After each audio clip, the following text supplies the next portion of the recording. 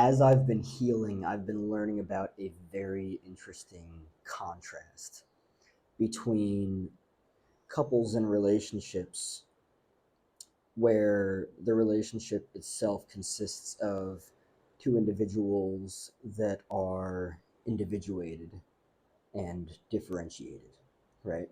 There's a contrast between that and couples with individuals that lack healthy boundaries and that are enmeshed. The more I heal, the more I do all the work, and the more I work to, you know, individuate and differentiate myself, I learn more about the dynamic of what it means to actually be in a relationship with somebody where the dynamic is boundaried and where, the people are more so wholesome and actually complement each other. There's a very big difference between, people in relationships that are individuated and differentiated, right? And that relationship in and of itself is boundaried as a result of it. And individuals that are couples in relationships that are enmeshed. There's a big difference. There really is, and it's fascinating. Um, let's look at individuation and differentiation first and foremost, right? Individuation is basically removing yourself.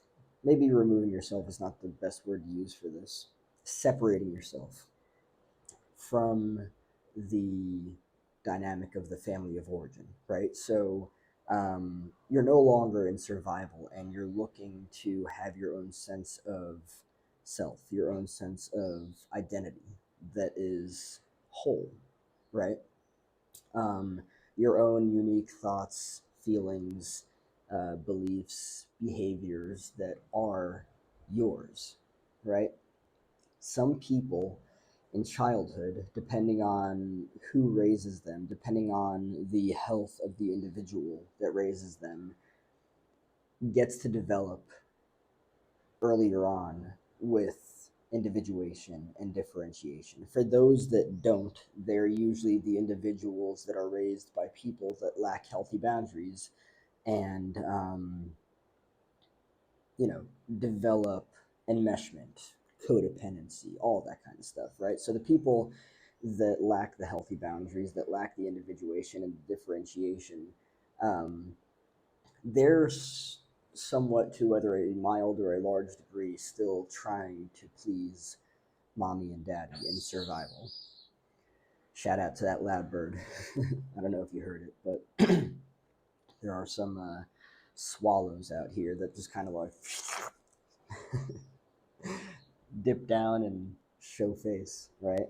Um, but yeah, so for the individuals that are still enmeshed, they're still living in survival, right? They're still trying to please mom and dad, right? They're going to find themselves in relationships with people where the boundaries are either permeable or none at all. And they're still trying to please mommy and daddy. And so, therefore, with that, they're actually repeating a pattern of that. They're repeating a pattern of, probably codependency. Um, your shit is my shit. We are enmeshed. By the way, that's what enmeshment is, when your shit is my shit, right? There's no sense of clear understanding of boundaries. Boundaries are diffused. That is for relationships that lack individuals that are individuated and differentiated. I don't believe that an individual that is individuated and differentiated would ever find themselves in a relationship with an individual that is not individuated and not differentiated. It's just it's the dynamic. It's the way that it works. You would never find, like an exceedingly healthy individual. Trying to clear my throat. An exceedingly healthy individual would not pair with an exceedingly unhealthy individual. It just doesn't work that way. An individual that is individuated and differentiated is a healthy individual, right? They have healthy boundaries. An individual that is not individuated and not differentiated is not a healthy individual. They lack healthy boundaries, and usually, depending on how severe it is, they tend to see other people as kind of like a means to an end. This person can do that for me and it'll get this for me, rather than seeing the person as a fucking person. And this is where narcissism and narcissistic extensions come into play, and this, that, and the other. Man, my throat is. Excuse me. I apologize. Just ate some pesto pasta, so it's kind of like balancing itself out in my processing system. And apparently, I don't have a high function processing system. Just kidding. Getting into like computer talk there. So, um, as I've been healing, I've been doing the work on myself of individuation and differentiation, and I've been looking a lot at relationships, right? I've been looking a lot at dynamics in relationships and how people approach relationships and everything. And I've been realizing that relationships with people that are not individuated, that are not differentiated. Here's an interesting thing about an individual that is not individuated and differentiated, right?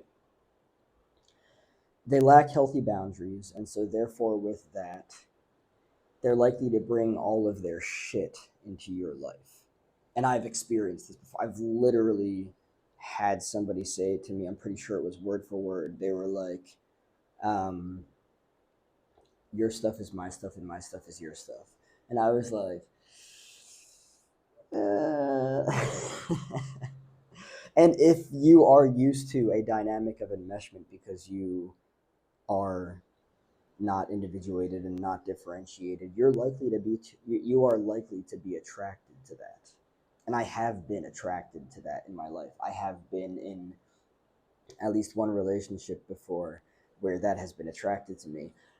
That also speaks to the part of me that sees myself as overly responsible for people, right? When you are somebody um, that is overly responsible for people because you learned that as a dynamic probably earlier on in life, enmeshment makes sense to you, right? Being so tied into somebody else's life like that, right? Where they literally bring all of their shit to you, that makes sense for you. That is enmeshment.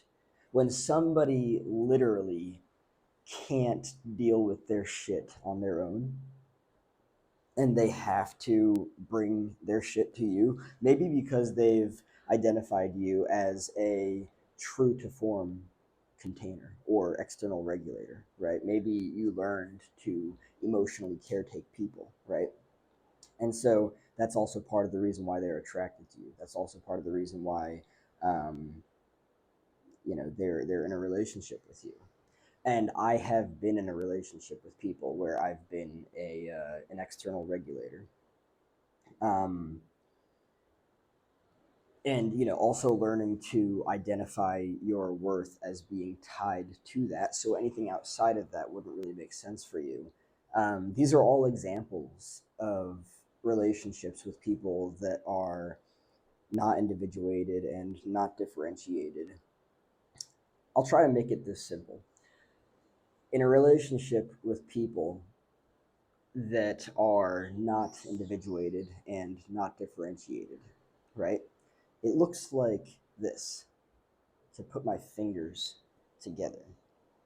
It's not good or bad or right or wrong, but the relationship is usually unhealthy and it usually leads to further unhealth in at least one individual, likely both. Now, relationships with people that are individuated and differentiated They are individuals. They are independent, right? They are wholesome and complete on their own. Looks like that. That's the difference, right? We've got two autonomous individuals that are capable of taking care of their own needs. They're capable of self regulation. Um, and that's either because they learned to do that from a very early age, or they went through the necessary work of therapy to, you know, set those healthy boundaries for themselves where they can actually self regulate. And that is independent of other people. I might make a part two to this. I don't even know what to call it yet, but yeah, there's a lot to talk about here. There's a lot to talk about here. So yeah, it's so fascinating to be on this journey of healing and to have been on one side of the spectrum while still remaining there somewhat, and seeing the other side of the spectrum and being like, oh, that's how that works. Interesting. And not only that, but also being like, I can see why that is far more attractive, right? Um, it's kind of hard for me to admit this, but I'm going to admit it anyway because I've learned something about relationships that are healthy that actually was like repulsive to me at first. And now I'm really learning to ground with it, even though it's still challenging. I have never been in a romantic relationship that was peaceful ever in my life. No names, I don't do that, but I never have, right? Um, Relationships have been chaotic throughout my entire life. I know why, not going to talk about it, of course. Um, but it's still fascinating how peace in relationships, specifically romantic relationships, is still somewhat repulsive to me, right? But as doing the work of healing and integrating and processing everything, all of the emotions and stuff, I will learn to identify relationships that are peaceful as lovely and attractive. That's just the reality of it. Yeah, part two to this is probably coming.